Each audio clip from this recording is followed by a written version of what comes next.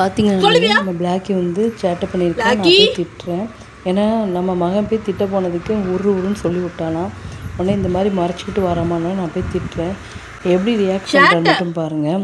அது மட்டும் இல்லாமல் திட்டி முடிச்சுட்டு கடைசி வந்து சால்வ் ஆகிடுவோம் பாருங்கள். முதல்ல வான் கூப்பிட்டோன்னே வந்துட்டா. அப்புறம் முதல்ல கீழே பயந்து ஓடிட்டா. பிறகு வான் கூப்பிட்டோன்னே வந்துட்டேன். ஏன்னா அம்மா கோவமாக இருக்காங்கன்னு தெரியுது. வந்த உடனே ஒரு அடி தான் போட்டேன் டிக்கியில். உடனே அப்படி போய் நின்றுட்டு ஓரமாக போய் உட்காந்து நான் எவ்வளோ திட்டினாலும் கேட்டுக்கிட்டா பாருங்கள்.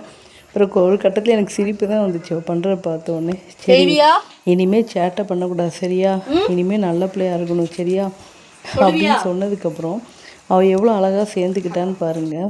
ஒரு செகண்டில் எல்லாத்தையும் மறந்து நம்மக்கிட்ட வந்து சேர்ந்துக்கிட்டா.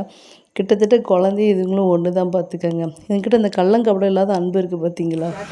இவ்வளோ பிடிச்சவங்க லைக் பண்ணுங்கள். இவ்வளோ பற்றி உங்கள் கருத்து என்னன்னு சொல்லுங்கள். இங்கே பாருங்கள் எப்படி குழந்த மாதிரி விளாட்றான்ட்டு. பிறகு இனிமேல் சேட் பண்ணக்கூடாது, இனிமேல் நல்ல பிள்ளையாக இருக்கணும் இன்னமும் அப்படின்னு 2 அட்வைஸை பண்ணிவிட்டு வந்தாச்சு. இவ்வளோ பிடிச்சவங்க லைக் பண்ணுங்கள். தேங்க்யூ.